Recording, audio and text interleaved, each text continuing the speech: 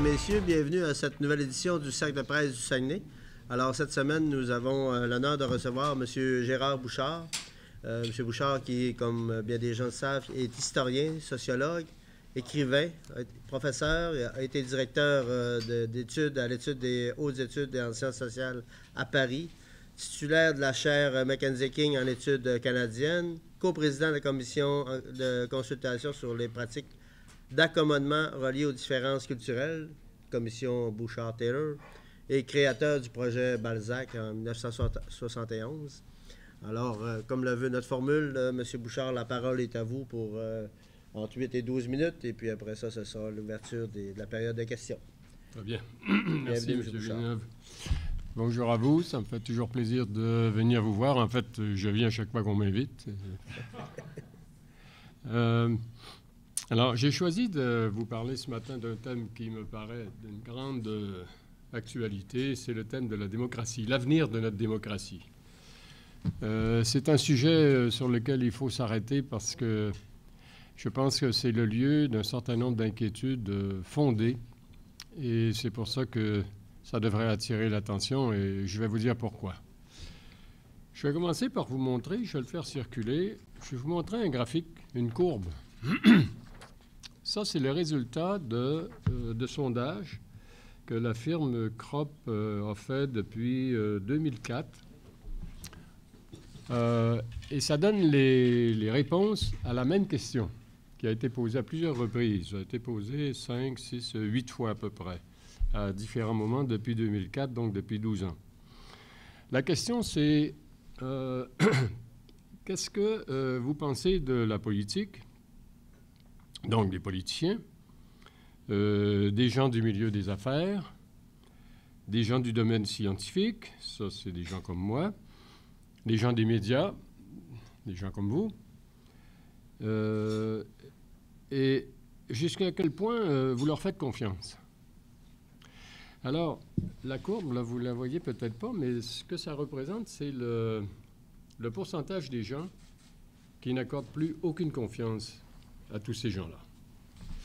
Et la courbe, vous voyez là, elle commence ici en 2004, elle grimpe, elle fait une pause autour de 2010 ou 2011, et puis elle continue à grimper. Jusqu'en 2016, elle est encore en ascension.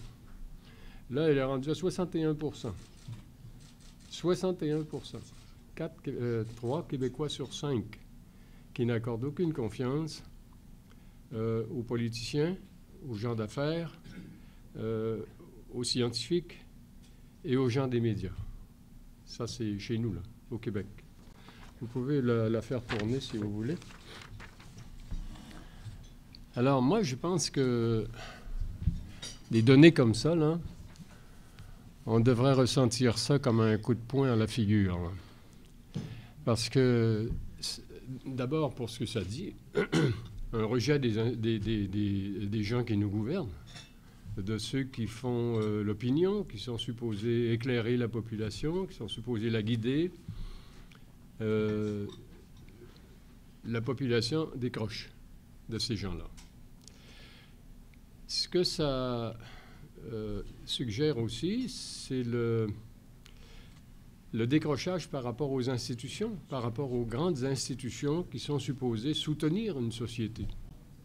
Quand on parle de la politique, des médias, du milieu universitaire, etc., ça, c'est les piliers d'une société. Alors là, ce que disent ces chiffres-là, c'est que l'adhésion des citoyens et le soutien des citoyens à ces grandes institutions est en train de se défaire complètement. Moi, je pense pas exagérer en disant que c'est le genre de choses le plus inquiétante qui puisse survenir dans une société. À la lumière de chiffres comme ça, on est autorisé à penser que notre société est engagée dans une pente qui ne peut pas conduire à quelque chose de très bien. Et c'est pour ça qu'il faut s'arrêter puis essayer de bien comprendre la signification de cette donnée-là. Ça, c'est ce qu'elle se dit là directement, mais ce qu'on peut en déduire par ailleurs et ce qui doit se cacher là-dessous ou ce que ça doit entraîner indirectement, c'est un décrochage social. On est habitué de parler de décrochage scolaire, mais là, on est autorisé à anticiper une forme de décrochage social extrêmement importante. Ce n'est pas quelque chose de marginal. On parle de 61% de la population. Et ce n'est pas non plus un accident, vous savez, comme un coup de tonnerre dans un ciel bleu, là, et, au milieu d'une courbe qui se porte bien, il y a un accident, puis ensuite, ça retrouve la marche normale. Pas du tout. Ça s'inscrit dans une tendance longue, progressive, où il y a une logique. Bon, c'est pour ça que c'est très crédible. Alors, le décrochage social, ça veut dire que ça nourrit en même temps une nouvelle forme d'individualisme. Les individus sont isolés de leur société, puisqu'ils n'adhèrent plus aux institutions, ils n'ajoutent plus foi aux discours, aux messages qui circulent dans cette société. Alors, ils sont laissés à eux-mêmes. Ça devient des sortes d'électrons libres, mais ce n'est pas un individualisme prometteur. Hein? Ce n'est pas l'individualisme des entrepreneurs, par exemple, ou l'individualisme des chercheurs, des inventeurs, des créateurs. C'est un individualisme par défaut, je dirais, et qui doit se traduire par une forme d'appauvrissement, d'une certaine manière, hein, parce qu'on est coupé de la société dans laquelle on vit. On s'en est abstrait, d'une certaine façon, ou on en a été rejeté, un ou l'autre. Le résultat est le même. Ce sont toutes des choses inquiétantes, ça. Hein? Ce sont toutes des choses inquiétantes. Au Québec, je ne crois pas qu'on en soit rendu au point où se trouvent présentement les États-Unis, qui sont engagés beaucoup plus loin que nous sur la même pente. Mais quand même, c'est un signal qu'il faudrait se réveiller. Il y a une prise de conscience qui est nécessaire, là. Il faut que le Québec donne un coup de barre. Alors, quelles sont les causes de cette espèce de décrochage social? Moi, je pense que le discours politique lui-même en est une des causes. C'est le règne de la langue de bois. C'est plus les politiciens qui parlent, c'est des fabricants d'images.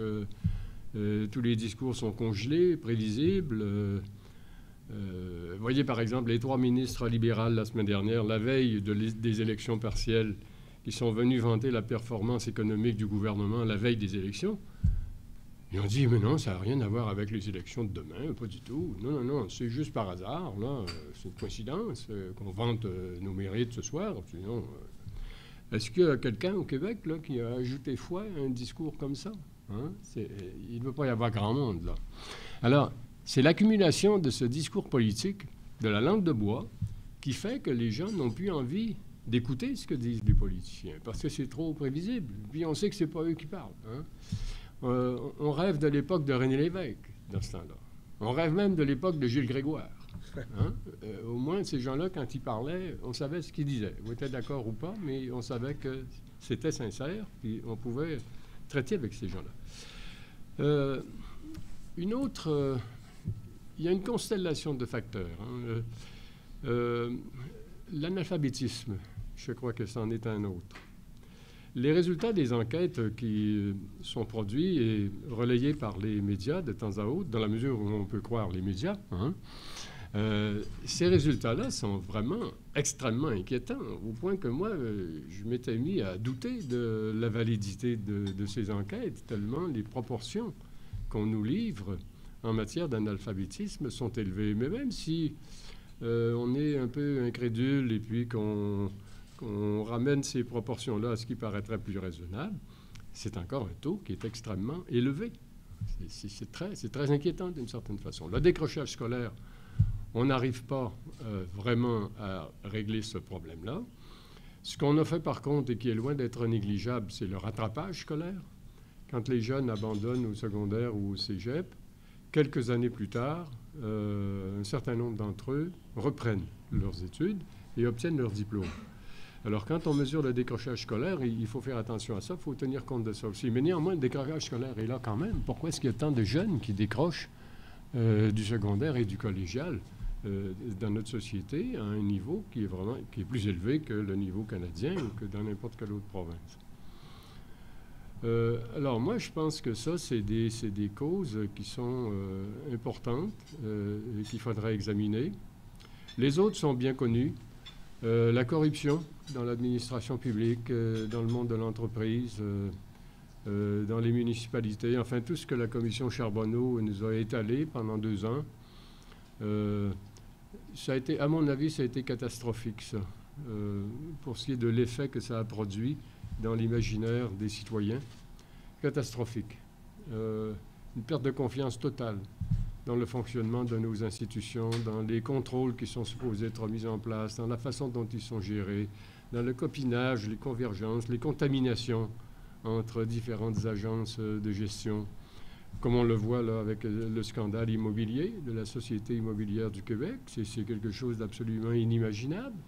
On parle de plusieurs dizaines de millions qui ont été volés littéralement à la face des citoyens, à la face du gouvernement. Et ce que les commentaires laissent entendre, c'est non seulement à la face du gouvernement, mais peut-être avec la collaboration du gouvernement. On y verra plus clair. Mais voyez, ça ajoute aux soupçons, aux doutes qui pèsent dans l'esprit des citoyens et qui font qu'on perd la foi à ce qu'on nous dit, à ce que l'on nous promet, à ce qu'on nous propose, etc. Et ça, pour une société, c'est mortel. C'est mortel. Comment mobiliser une société dans un contexte comme ça? Comment mobiliser les citoyens pour des projets collectifs, pour des changements, pour des réformes qui sont nécessaires? Ben, les gens qui sont dans la courbe là, que je viens de faire circuler, comptez pas sur eux pour se mobiliser dans ce genre de projet ou dans ce genre d'aventure collective. C'est des gens qui ont décroché. L'administration publique aussi, à part la corruption, la réforme de la santé, est-ce qu'il y a quelqu'un qui sait vraiment ce qui se passe dans le domaine de la santé? On a l'impression que c'est tout croche. Des experts nous disent que ça va être tout à refaire, que c'est une sorte de bombe à retardement. Le citoyen s'y perd là-dedans. Si même les experts n'y voient pas clair, le citoyen s'y perd. Alors encore une fois, ça alimente, ça ajoute au doute, à la méfiance, etc. Tout récemment, c'est le système judiciaire qui est apparu sous le radar. La grande enquête là, pour prendre le contrôle de la criminalité des motards, qui a commencé, je ne sais pas, ça fait plus de 15 ans que ça a commencé, ça. Ça a coûté des dizaines de millions. Tous ces gens-là sont des présumés criminels. Et puis finalement, ils sont presque tous retournés à la vie privée à cause du cafouillage du système judiciaire, à cause des délais qui étaient excessifs, à cause de ceci ou de cela, des enquêtes qui n'avaient pas été faites correctement. Mais c'est une vraie blague du point de vue de la moralité publique. Comment voulez-vous que la population nourrisse une grande confiance dans le système judiciaire dans ces cas-là? Et ce qui vient de s'y ajouter, là, il y a depuis une semaine à peu près, c'est le jugement de la Cour suprême fédérale qui oblige pratiquement les cours québécoises à abandonner des poursuites à cause des délais qui sont expirés et qui vont permettre apparemment à 100, 200, enfin quelques centaines d'inculpés de voir leurs accusations radiées et de retourner à la vie privée. Je veux dire, moi je m'entraîne dans un gymnase où il y a des agents de la Sûreté du Québec, vous devriez voir ce qu'ils ont à dire là-dessus. Parce que c'est eux qui les arrêtent, ces gens-là, c'est eux qui font les enquêtes. Alors, ce qu'il dit, c'est qu'est-ce que ça sert? Qu'est-ce que ça sert de faire nos enquêtes puis d'arrêter les criminels si un peu plus haut, ils sont renvoyés chez eux? Alors, ça démobilise les institutions, ça démobilise les citoyens. C'est des virus très dangereux dans une société. Alors, s'il y avait un ou deux de ces problèmes-là, je ne serais pas en train de vous en parler, mais c'est l'impression que ça crée dans la population. Une impression d'accumulation, et finalement qui se traduit par une forme de rejet, de perte de confiance, de décrochage. Et c'est ça qui est important. C'est ça qui est très important et qu'on devrait garder à l'esprit. Moi, je crois que le Québec a besoin d'un coup de barre, sinon d'un coup de pied aux fesses, parce qu'on a devant nous ce qu'il faut craindre, ce qui est arrivé aux États-Unis récemment. Hein? Et le populisme devient en quelque sorte attrayant pour les gens dont je parle, qui ont décroché. Parce que c'est comme des électrons libres. Ils vont s'accrocher à la première bouée qui va passer. Ils vont suivre le premier leader qui va avoir l'air d'exprimer leur mauvaise humeur, hein, de l'exprimer en bousillant les institutions, en jouant la carte de l'anarchie. Alors, c'est ça qui nous guette dans ces cas-là. Et c'est ça qui est arrivé aux États-Unis. C'est exactement ça qui est arrivé aux États-Unis. Par exemple, dans les États du Midwest, les gens, c'est une statistique qui est sortie il n'y a pas longtemps, les gens qui pensaient que les médias étaient fiables, qu'on pouvait se fier aux médias, 6%. 6% de la population. Alors ces gens-là, ils n'écoutent plus les politiciens ou ce qui semble représenter le monde des médias ou le prolonger. Ils aiment mieux écouter quelqu'un comme Donald Trump, qui a l'air, lui, de dire la vérité. Hein? Moi, je vais vous parler des vraies affaires, je vais vous dire la vérité, je n'ai rien à gagner, je suis un citoyen comme vous, je représente la sincérité, etc. Le même phénomène est en train de se répandre en Europe. Heureusement, il a été mis en échec en Autriche dimanche, mais il a gagné en Italie. Il est très fort même dans les pays scandinaves, dans les Pays-Bas. En France, c'est Le Pen, on le connaît. Il est représenté dans des pays grecs, espagnols, même des mouvements néo-nazis qui trouvent l'occasion de renaître dans ce contexte-là, pourquoi pas, hein? Alors finalement, ça devient assez inquiétant, moi je crois, tout ça. Et là, pour finir, on apprend, c'est ce matin dans les journaux, mais c'était annoncé hier ou avant-hier, Rambaud fonde un parti politique. Il fonde un parti politique, alors lisez bien ce qu'il dit, pour donner une voix aux Québécois qui n'en ont pas, pour réparer la politique, pour rendre la justice aux citoyens qui sont privés de leur part de richesse, etc. C'est ça le discours de Rambaud. Alors, sourions pas trop vite, là, parce que ça pourrait ne pas devenir drôle à un moment donné. Et dans le quotidien de ce matin, j'ai trouvé ça très intéressant, c'est dans le quotidien, je crois, où on fait état, c'est une lettre de Roméo Bouchard, qui était au Blas, au Collège de Jonquière, quand j'étais étudiant. Je l'avais eu comme professeur. Alors, il a écrit, non, c'est dans le Devoir, excusez-moi. Il fait état du fait qu'au Québec, il y a une vague, lui, on peut le croire, là, parce qu'il travaille là-dedans depuis des dizaines d'années. Il y a une vague de mécontentement parmi la population, parmi les classes modestes, qui prennent forme dans des organismes communautaires, dans des activités communautaires, et qui cherchent à s'organiser, à organiser leur protestation et leur mécontentement. Et l'idée du parti politique sans parti, ce n'est pas Rambaud qui l'a inventé, c'est ce mouvement-là qui l'a inventé il y a 3 ou 4 ans. Et Rambaud s'est appuyé là-dessus comme d'un véhicule qui paraît lui convenir. Mais il y a déjà pas mal de ramifications là, autour de cette idée-là. Ce n'est pas juste l'idée de Rambaud là, qui vient d'éclore. Ça fait partie d'un mouvement qui existe déjà, qui n'est pas vraiment apparu sur les radars. Mais d'après ce que nous explique Roméo Bouchard ce matin, on peut penser qu'il y a déjà une forme d'implantation de ces organismes-là que le nouveau parti va essayer de mobiliser,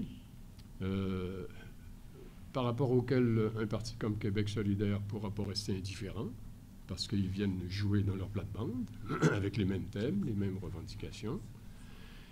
Et bien sûr, le personnage de Rambaud ne sera pas pris au sérieux dans la classe politique,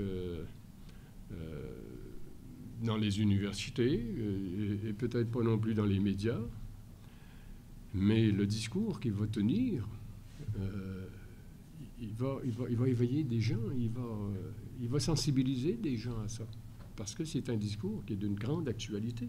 C'est un discours qui va venir rejoindre, je ne sais pas où en est rendu ma courbe, là, mais c'est ceux-là qui sont la clientèle possible de Rambaud puis de ce parti-là, qui veut rénover la politique.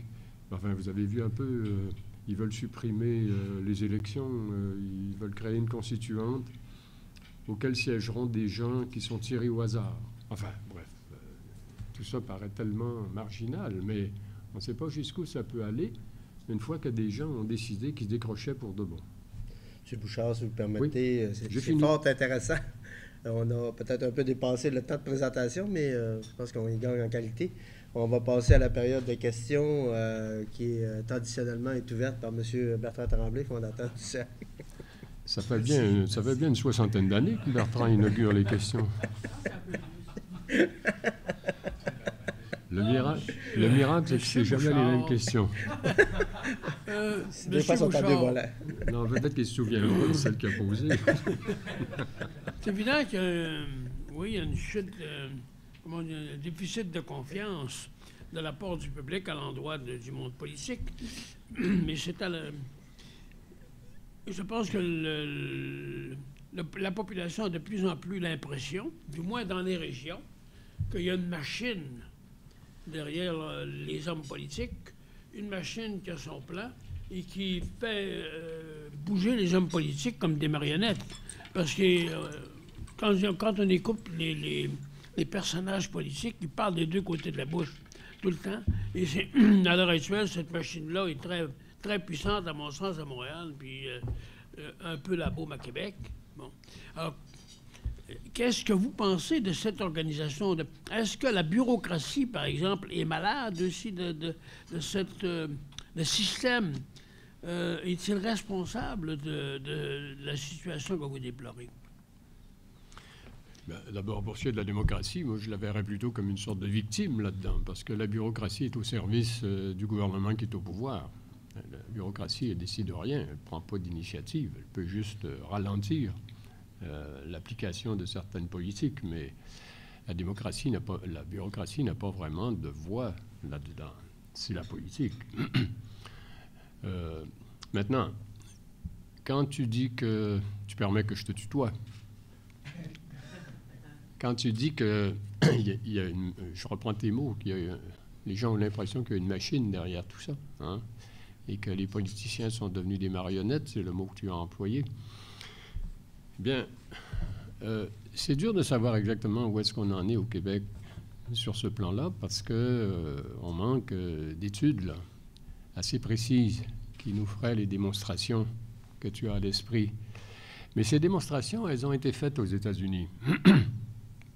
Et on a bien démontré, plusieurs études ont démontré parfaitement que depuis Reagan, donc depuis les années 1980, les institutions politiques ont été ouvertes au pouvoir des multinationales, puis de la haute finance, puis des lobbies. Et ça a duré avec les 8 années de Reagan, les 4 années de Bush, père, ça fait 12 ans, et ça a été prolongé par Clinton, et repris ensuite par Bush, etc.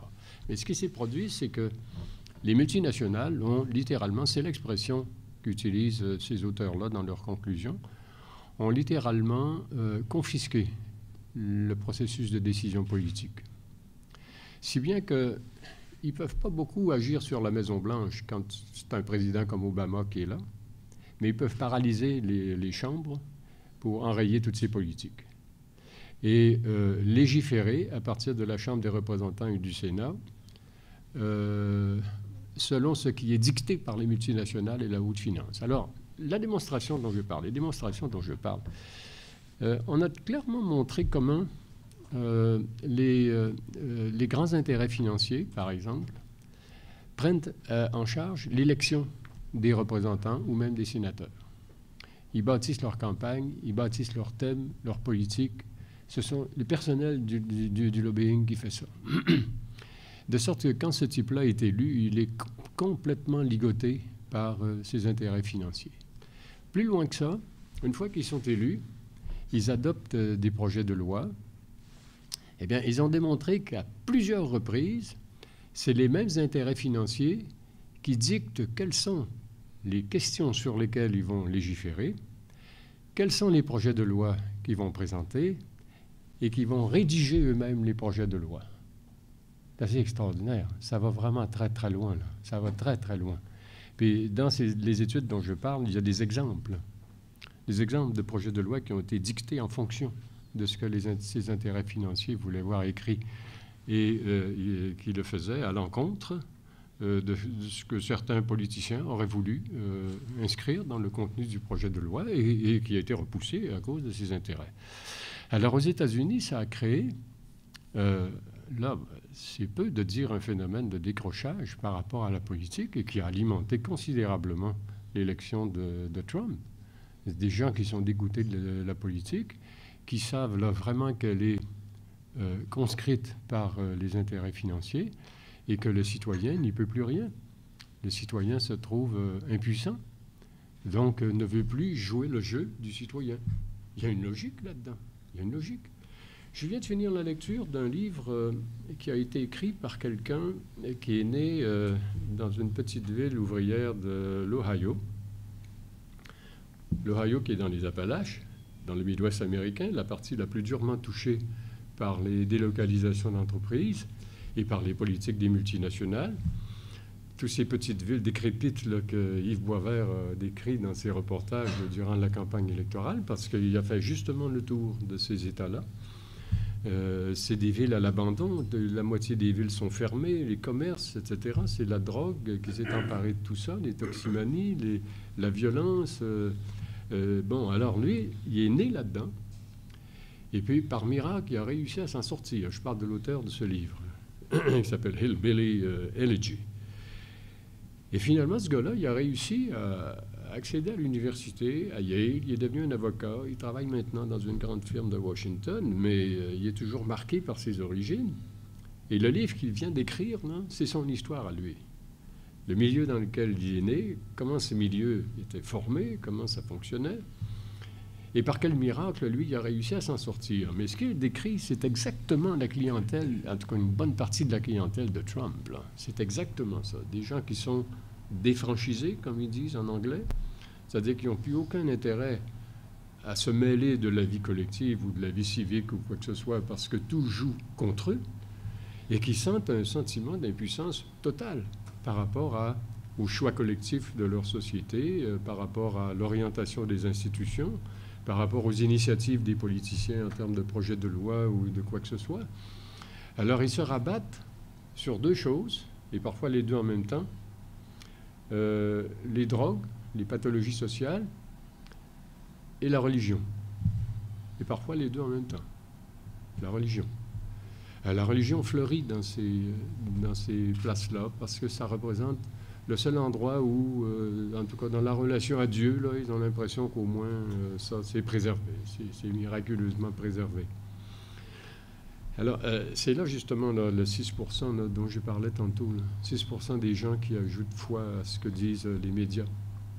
Moi, j'avais rencontré un Américain, et puis c'est ça que je veux dire, c'est que c'est pas seulement les Blancs d'origine ouvrière qui ont perdu leur emploi, que je viens d'évoquer, qui forment la clientèle de Trump, c'est aussi des gens qui ont un diplôme universitaire. Il y en a pas mal plus qu'on pense. Des gens scolarisés, plus que dans la classe moyenne même, économiquement, qui ont voté pour Trump. Parce qu'ils donnent là-dedans aussi le sentiment d'impuissance, le sentiment qu'ils se font manipuler, le sentiment qu'ils se font tromper par des pouvoirs qui sont devenus trop considérables. Hein. Même les banques ne peuvent plus faire faillite aux États-Unis parce qu'elles sont trop grosses. Elles sont trop grosses. Ce sera une catastrophe économique. Bon. Alors moi, j'avais rencontré une fois un de ces Américains et qui m'avait absolument renversé. J'avais eu avec lui une conversation qui était surréaliste. On parlait de la politique américaine, ça fait 5 ou 6 ans à peu près. Puis je lui disais, dans le cours de la conversation, on était en train. Je lui disais, mais finalement, dans le New York Times, quand même, là, il y a eu ce reportage avant-hier. Vous lisez le New York Times? Ben oui. Mais franchement, vous êtes naïf. Le New York Times est manipulé, ça dit n'importe quoi, c'est bourré de mensonges. Allez surtout pas vous fier au New York Times. Mais j'ai dit, qu'est-ce que je devrais lire pour suivre ce qui se passe aux États-Unis? Mais lisez tout, mais pas la presse, pas les médias. Tout ça, c'est des menteries organisées. Le Washington Post, c'est de la merde. Tous les grands journaux, c'est des machinations. Ils font partie du complot et de la machination dont tu parlais tantôt. Alors là, on parlait d'autre chose, mais je disais, mais oui, mais tel ouvrage qui a été écrit quand même, la telle enquête. Oui, mais c'est pareil, c'est financé par des think tanks qui sont en combinaison avec telle multinationale, puis qui ont intérêt à soutenir cette idée-là parce qu'ils ont des contrats qui s'en viennent avec tel pays. Il n'y avait rien qui tenait. J'ai jamais été capable d'établir un argument, quoi que ce soit. Un gars complètement décroché. Complètement décroché. C'est vraiment... en tout cas, moi, ça m'avait... Puis juste à côté de ça, en débarquant à la gare, puis en attendant l'autre train, il y avait 2 femmes qui étaient là. Moi, je lisais un livre en français, je crois.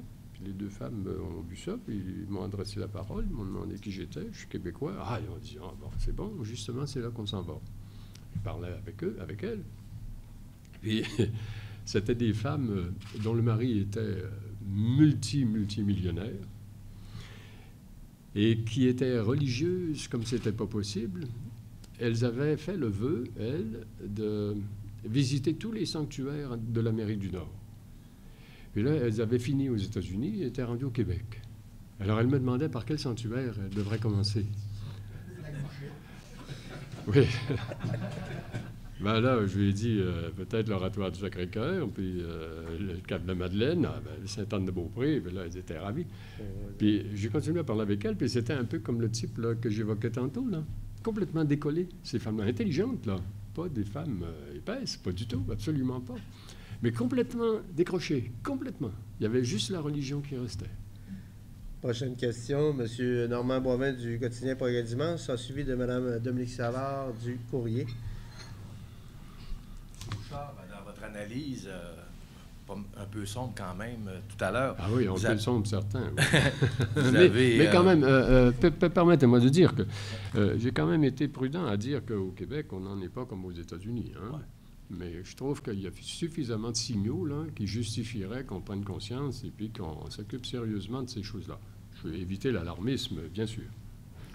En fait, je vais faire un petit commentaire juste avant de poser ma question. C'est moi, quand j'ai entendu Rambo hier, ça m'a rappelé les racines de l'ADQ quand ça a été formé, parti des régions, parti qui ne sera pas pareil comme les autres.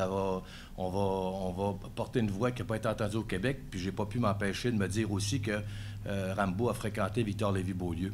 Mais qui a écrit un livre sur Rambo. Ça, exactement. Mais dans votre analyse tout à l'heure, vous n'avez pas parlé des réseaux sociaux, puis c'est que non seulement les gens aujourd'hui ne croient pas les médias, mais ils peuvent aussi les contourner. Et on a vu les ravages que ça fait. Même aux États-Unis, il a failli y avoir des meurtres avant-hier à cause des réseaux sociaux, à cause d'une fausse nouvelle qui disait que Hillary Clinton avait un réseau de pédophilie dans une pizzeria de Washington. Là, c'est rendu loin. Est-ce que...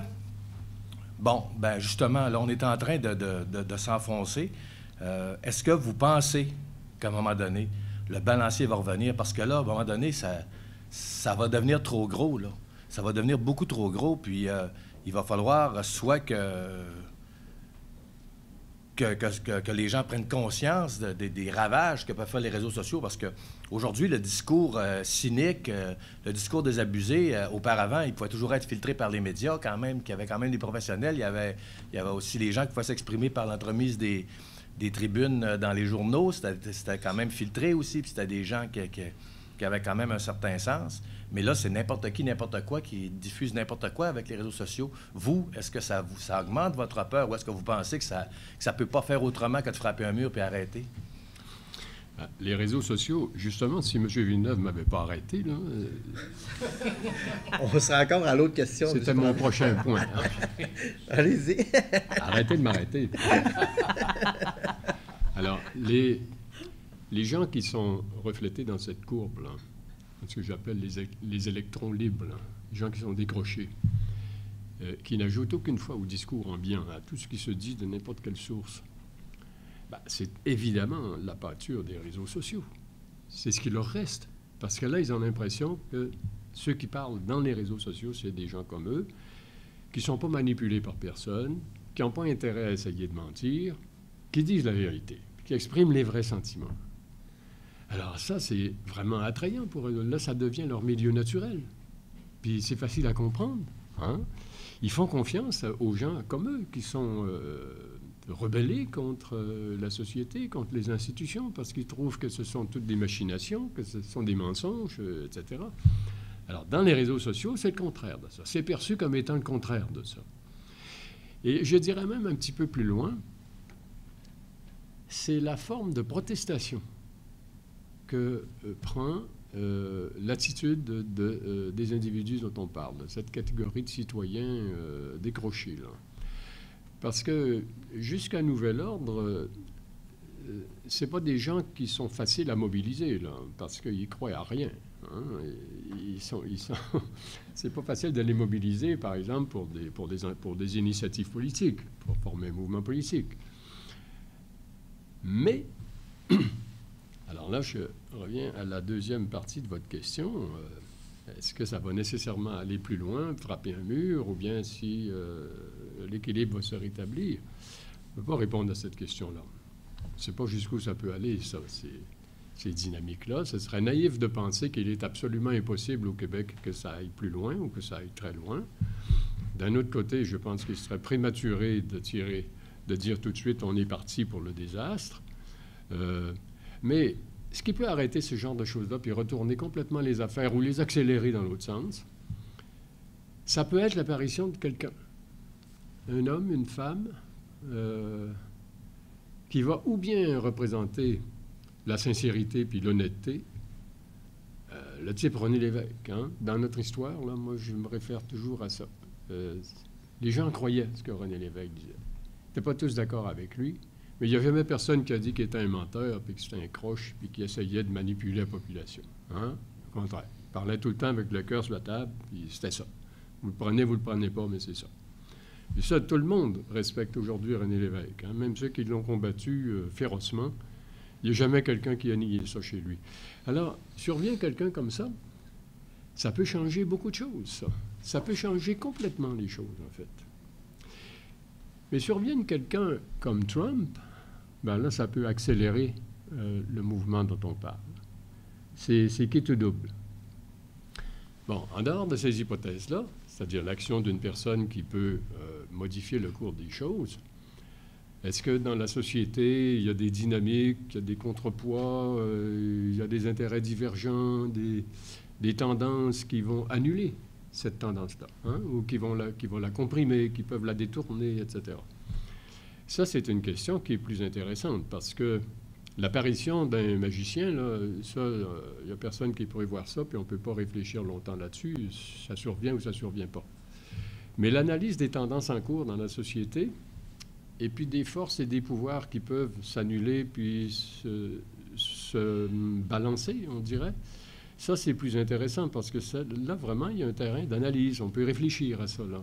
On peut observer notre société, essayer de mieux la comprendre, et puis lui poser des questions qu'on n'aurait pas posées avant, parce que là, il y a une nouvelle donnée là, qui vient d'apparaître, là, puis qui bouscule le jeu. Et ça peut inspirer des voies de réflexion qu'on n'a pas vraiment empruntées, parce que ce danger-là, c'est nouveau chez nous. Hein? Vous avez évoqué tout à l'heure la naissance du parti de Mario Dumont, qui n'avait rien de comparable à ça. Hein? C'est un peu populiste, c'est un peu... mais enfin, ça n'allait quand même pas très, très loin. Hein? Tandis que là, quelque chose de beaucoup plus considérable. Il y a des enjeux qui sont beaucoup plus considérables. Ça ouvre des horizons qui sont beaucoup plus inquiétants, parce que ça met en jeu les règles de notre régime. Mario Dumont, il voulait jouer avec il voulait entrer dans le régime. Hein? Il ne voulait pas rejeter le régime. Alors, est-ce que, par exemple, le genre de questions qu'on peut se poser, est-ce qu'il est possible que dans notre société, là, il y ait le nombre de gens là, qui sont mécontents, qui sont maltraités, qui n'ont pas de ressources, qui sont isolés, qui ont des besoins auxquels la société ne répond pas du tout, est-ce qu'ils sont en beaucoup plus grand nombre qu'on le croirait? Est-ce que c'est possible, ça? Que ça se cache sous différents statuts? Il n'y a pas juste des chômeurs et des assistés sociaux? Parmi les jeunes, par exemple, est-ce qu'on connaît bien la disposition, l'attitude de plusieurs jeunes? Est-ce que la société répond à leurs attentes? On sait bien qu'elle ne répond pas aux attentes de tous les jeunes. Mais ceux-là, est-ce qu'ils ne seraient pas plus nombreux qu'on pense? Est-ce qu'on ignorerait des choses sur notre propre société? Ça fait longtemps que des sondages auprès des jeunes nous disent qu'ils ne sont pas heureux dans notre société. Ça fait 10 ou 15 ans, ça, que les sondages nous disent ça. Mais quand c'est des jeunes, on dit, bon, ben, ça va leur passer. Ils vont vieillir, puis ils vont se marier, hein, ils vont oublier tout ça. Malheureusement. Mais vous avez dit malheureusement. Ça, c'est votre président, ça. Monsieur Bouchard, on va passer peut-être à la question de Mme Dominique Savard du Courrier, sera suivi de M. Laval-Gagnon. Monsieur Bouchard, dans un tout autre domaine, ça va faire presque 10 ans bientôt que la commission au niveau des Taylor Bouchard. Oui, je sais de quelle commission vous parlez. Les accommodements. Pour aller au dépanneur. Qu'est-ce que vous en tirez maintenant après autant d'années? Est-ce que ça a cheminé? Est-ce qu'il s'est passé quelque chose? Est-ce que ça a servi à quelque chose? Je vais vous répondre très rapidement. Moi, je pense que le gouvernement Charest n'a pas vraiment donné suite à nos recommandations. Les principales, en tout cas, celles qu'on trouvait les principales. Et les principales, ça aurait consisté à faire ce qu'on suggérait, c'est-à-dire établir une politique claire en matière de laïcité, en matière d'accommodement raisonnable, en matière d'intégration des immigrants et des minorités. Une politique de laïcité, une politique de relations interculturelles très claire. Il ne l'a pas fait. Il a laissé le terrain libre. Et finalement, ça a laissé le terrain libre au PQ pour lancer son initiative de la Charte des valeurs, qui, à mon avis, était une initiative extrêmement nocive, qui a dressé les minorités culturelles contre la majorité francophone, qui a détérioré les rapports entre la majorité et les minorités, et ça c'est pas prêt d'être réparé. Mais si le gouvernement Charest avait occupé le terrain et puis adopté un modèle auquel tout le monde aurait pu se référer, ça aurait enlevé au gouvernement suivant l'idée de construire un autre modèle, parce qu'il y en aurait déjà eu un en place auquel on se serait habitué, qui aurait déjà commencé à fonctionner, etc. Alors, le PQ a profité du vide pour y aller, lui, de sa propre proposition, qui, à mon avis, était vraiment mauvaise. Ça aurait été mieux qu'il fasse rien, mais en tout cas, comme il y avait un vide, il l'a rempli. L'initiative du PQ a échoué. On se retrouve devant un vide. Et le gouvernement actuel essaie de remplir ce vide avec un projet de loi qui, d'après moi, est défectueux et n'ira pas très loin. Et ça ne remplira pas la commande. Il va falloir recommencer, reprendre ce dossier-là plus loin, plus tard, à l'occasion d'une crise ou pas, je ne sais pas quoi. Mais moi, c'est comme ça que je résumerai là, ce qui s'est passé depuis 10 ans en réponse à votre question. Est-ce qu'on est toujours à la case départ? On n'est pas loin de la case départ pour ce qui est d'un certain nombre de questions très importantes. Vous voyez, par exemple, dans les hôpitaux, c'est sorti ça dans les journaux à l'occasion du débat autour du projet de loi 62. Là, on a vu des représentants des hôpitaux venir dire que dans certains endroits, ils ont l'impression d'avoir perdu un peu le contrôle. Il y a des patientes qui ne veulent pas être traitées par des médecins masculins, qui veulent absolument avoir des femmes. Et il y avait une procédure qui avait été établie par les hôpitaux, et apparemment, elle n'est plus respectée. Ces patients et ces patientes-là deviennent un peu agressifs, refusent qu'un médecin masculin soit dans la chambre, ils le contraignent à se tenir dans le corridor. Ça, c'est paru, ça, devant la commission, là. Alors, ça veut dire qu'il y a quelque chose qui ne marche pas bien, là. Et puis après ça, il y a la commission scolaire qui est venue parler du problème des congés religieux, où on voit qu'il n'y a rien de réglé. Il n'y a rien de réglé en matière de congés religieux. Il n'y a rien de réglé parce que, dans plusieurs situations, les gens qui, à cause de leur religion, demandent et obtiennent des congés pour participer aux activités de leur religion, ce sont des congés payés. Et à la fin de l'année, ces gens-là ont eu plus de congés payés que les autres employés qui n'ont pas de religion, ou bien qui ont une religion, mais qui ne les astreignent pas à des activités qui les obligeraient à quitter leur travail. Quelqu'un qui est catholique, par exemple, il n'y a pas à demander de congé pour respecter sa religion. Mais un musulman, mais un juif, mais un sikh, etc., ont des calendriers religieux qui ne sont pas calqués sur les nôtres, parce que c'est des religions qui ont été créées en dehors de notre pays. Alors forcément, là, il y a des collisions. Mais on a constaté, encore une fois, à cette occasion-là, que rien n'avait été réglé. Alors, vous voyez, il y a plein de choses comme ça. Les accommodements, c'est loin d'être réglé aussi. Ça. Les sondages démontrent encore qu'il y a au moins 2/3 des Québécois qui voudraient supprimer les accommodements. On ne dira pas que le problème est réglé. Hein? Bon, pourtant, c'est au cœur des rencontres interculturelles, ça, les accommodements. Et il y a quelque chose d'essentiel dans les accommodements, c'est que quand quelqu'un est privé de ses droits à cause d'une particularité culturelle ou religieuse, c'est une forme de discrimination, c'est contraire aux dispositions de notre charte. Donc on est obligé de faire quelque chose. Il y a des cas comme ça, hein? Mais là, apparemment, on ne sait plus très bien ce qui est devenu la pratique des accommodements. Plusieurs pensent qu'elle a dérivé, qu'elle est hors contrôle, mais il n'y a aucune enquête. On n'a aucune donnée solide pour le savoir. C'est des perceptions comme ça, des choses anecdotiques. On ne peut pas se fonder là-dessus. Et les gouvernements ne veulent pas faire cette enquête. Alors, demandez-moi pas pourquoi. C'est un mystère pour moi. Prochaine question. Les ghettos? M. Boisvert. Ah, ça, c'est mort dans l'œuf, ça. C'est mort dans l'œuf. D'abord, c'était plein d'ambiguïté. Dans certaines versions, ils admettaient des non-musulmans, mais qui devraient observer les rites de la religion musulmane, ce qui est vraiment inacceptable.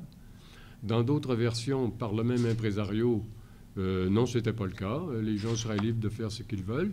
À la fin, on ne savait plus très bien trouver son chat là-dedans. Alors, je crois que ce projet-là, il est mort. Alors, prochaine question, M. Gagnon. Si vous avez des questions, vous pouvez lever le petit doigt. Oui.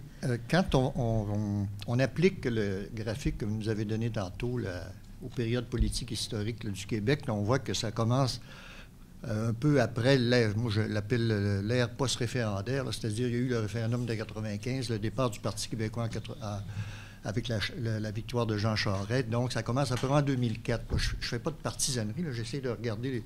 Et c'est tout l'ère Charest que cette courbe-là de méfiance envers les élites commence à s'accélère, puis prend une courbe très nette. Et même, j'allais dire qu'elle s'accélère même depuis les dernières années avec l'arrivée le départ de M. Charest. Puis il y a eu un intermède, mais l'arrivée de M. Couillard. Est-ce que ça ne révèle pas, justement, que entre-temps, depuis l'arrivée de Charest, le Parti québécois se cherche littéralement, là, on l'a vu depuis une dizaine d'années, il cherche vraiment, et que, dans le fond, derrière tout ça, c'est la question nationale, d'une part, d'autre part aussi, avec tout ce qui se passe, ce dont on parle depuis tantôt et que vous évoquez très, très pertinemment, c'est tout le peuple qui cherche un gouvernement aussi. Là. On est dans quand les élites perdent le sens du peuple, le gouvernement, lui aussi, se cherche manifestement. Est-ce que c'est pas ça la courbe historique depuis 2004, là, ce qui explique la courbe historique et le décrochage politique, appelons-le comme vous l'avez appelé d'ailleurs? Premier point, vous constatez une coïncidence, un parallélisme entre le gouvernement Charest et puis la courbe que je vous ai montrée. Ce serait très difficile de montrer qu'il y a une causalité là, entre les deux. Il y en a peut-être une, ce sera difficile de le prouver. Moi, je pense que, de façon plus solide, c'est la mondialisation qui est la cause lointaine de tout ça. La mondialisation, ça a été pensé et opéré par des acteurs économiques qui voulaient se défaire des contrôles qui pesaient sur leurs activités dans le cadre des États-nations, parce que les gouvernements les disciplinaient. Et ces acteurs économiques ont voulu se libérer de ça et jouer dans une cour où ils seraient libres, où il n'y avait pas de contrôle. Et c'est la mondialisation. Alors, les multinationales ont pris leur envol, ont retiré leurs opérations des sociétés occidentales. C'est toute l'opération de la délocalisation pour s'en aller dans les pays du tiers-monde où il n'y avait pas de règlement, où ils pouvaient faire ce qu'ils voulaient. Hein?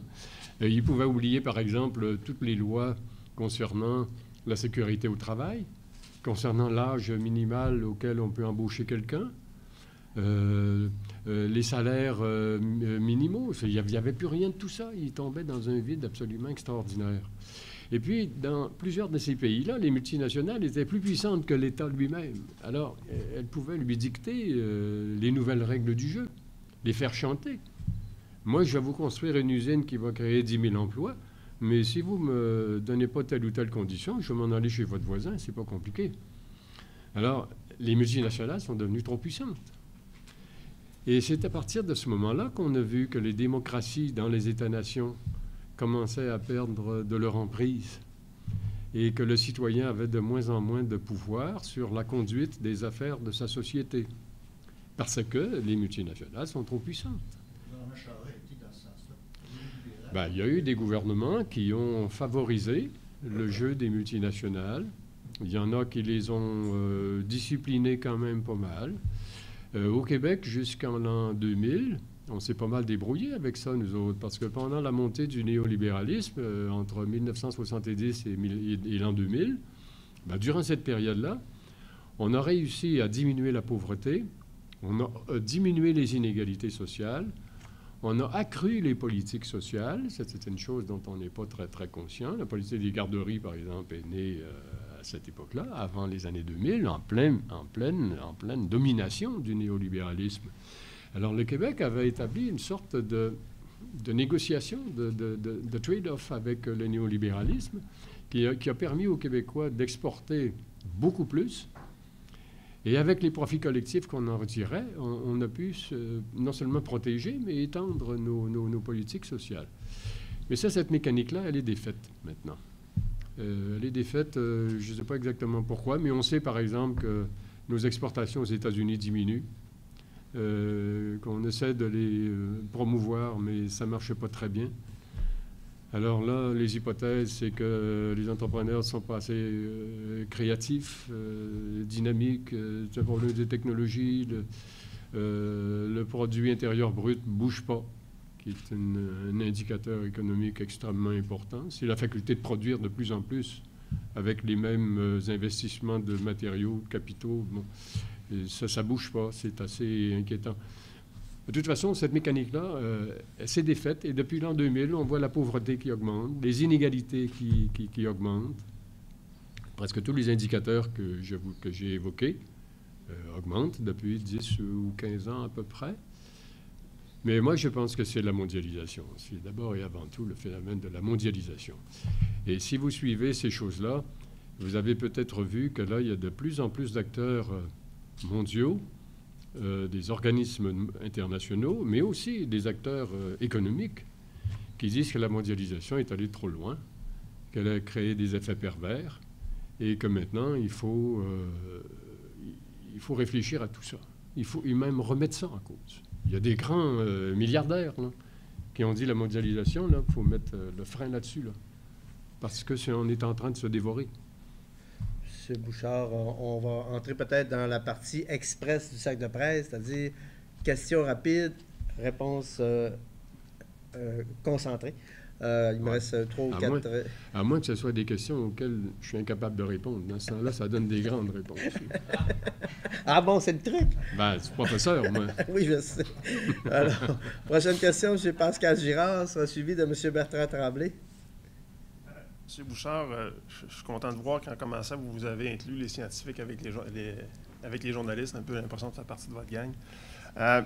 Comme jeune journaliste, pourquoi je suis allé en journaliste, c'était un peu le combat pour la vérité. C'était un peu l'impression que le journaliste s'assure de la véracité des choses avant de les transmettre à la population et un peu l'impression de participer à la démocratie. Moi, c'est ma drive personnelle. C'était mon intérêt personnel pourquoi je suis devenu journaliste. Et l'élection de Trump, j'ai comme eu l'impression que ça comptait plus. Les faits ne comptent plus. Les gens ne tiennent plus compte à savoir si c'est vrai ou pas. On peut faire des liens avec la politique plus proche de nous. Mais j'ai un peu l'impression que comme journaliste, mon travail n'était plus important parce que les gens ne tiennent plus compte à savoir si c'est vrai ou pas ce qu'on rapporte. Et personnellement, moi, ça m'a frappé parce que c'est comme, on disait, bon, on ne sert plus à rien. Les gens s'en foutent du travail des journalistes et les gens ne tiennent plus compte de la vérité. Oui, ça fait baisser la barre partout. Quand la marée baisse, tous les bateaux baissent. C'est une tendance, ça. Hein? C'est comme la mauvaise monnaie qui chasse la bonne. Et vous avez vu aux États-Unis, les grands journaux ont des problèmes financiers. Ils sont obligés de mettre à pied, donc de creuser moins leurs dossiers. Même le New York Times. Pardon? Ici aussi. Oui, vous êtes comme le New York Times, vous avez les mêmes problèmes. Non, mais il reste que... C'est vrai, hein? M. Bouchard, M. Trump a promis beaucoup aux désœuvrés, aux gens qui n'ont pas de travail. Est-ce que, en ce début de mandat, c'est pas un piège pour lui dans la mesure où il devra répondre à ces gens-là par des actions. Puis d'un autre côté, il est en train de s'entourer d'un gouvernement de moneymaker. La preuve, c'est que depuis son élection, la bourse franchit des sommets inégalés. Est-ce que ce n'est pas le piège de M. Trump? Si c'était un homme honnête, votre question aurait du bon sens. Mais c'est un aventurier, un parfait cynique. Je ne suis même pas certain qu'il voulait devenir président des États-Unis, ce gars-là. Parfois, il a l'air surpris d'être là. C'est un improvisateur, il fait n'importe quoi. Il décide de téléphoner à la première ministre de Taïwan, alors que la politique américaine depuis 40 ans, c'est de ne pas reconnaître Taïwan puis de ne pas leur parler par respect pour les Chinois à cause des intérêts américains. Lui, la première chose qu'il fait, il est dans sa tour, puis il a le goût d'appeler la première ministre de Taïwan. Qu'est-ce que c'est cette affaire-là? Il parle à personne, il ne pense pas consulter des diplomates du département d'État. Alors, moi, je pense que c'est un parfait cynique, ce gars-là. Et puis, il va essayer, pendant qu'il est au pouvoir, de faire prospérer ses affaires, de mêler ses politiques d'investissement avec l'orientation de la politique étrangère. Ça, il va tout faire pour ça. Mais c'est la seule chose, à mon avis, qui l'intéresse. Les pauvres, ils s'en fichent comme de l'an 40. Voyons donc, depuis quand ils s'intéressent aux pauvres, ces gars-là? C'est un parfait aventurier, un profond cynique. Moi, c'est ma vision de Trump. Alors, les pièges qu'on peut voir, nous autres, lui, c'est pas des pièges pour lui, là. Ça ne l'emmerdera pas. Il fait ce qu'il veut. Il y a des affaires qui n'ont pas de bon sens pour nous autres.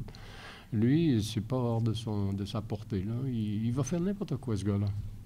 Monsieur Tremblay, question brève, puisqu'on a un jeune d'ATM qui veut poser une question. Vous publiez assez régulièrement dans la presse. Est-ce que vous êtes un chroniqueur régulier ou bien c'est des opinions de lecteurs que vous exprimez? Non, j'ai le statut de collaborateur. Ah bon? J'ai eu une entente avec la presse. Et votre dernière chronique... Je suis rémunéré, d'ailleurs. Votre dernière C'est chronique... pour ça que je viens de changer de voiture. La grosse voiture en entrant là. Ouais. Votre dernière chronique portait un peu sur les inquiétudes à l'heure actuelle des accommodements raisonnables. Est-ce qu'on vous consulte? Est-ce que le pouvoir, parce que la question identitaire, l'inquiétude identitaire va revenir très forte d'ici la prochaine élection, je pense. Est-ce qu'on essaie de savoir qu'est-ce que le sage que vous êtes, après évidemment le travail de la commission, peut leur suggérer au gouvernement de façon précise? La réponse est oui. Tu me demandes si on me consulte? La réponse est oui. C'est une réponse express. Exactement. Donc, c'est tout pour la partie télévisée du Cercle de presse.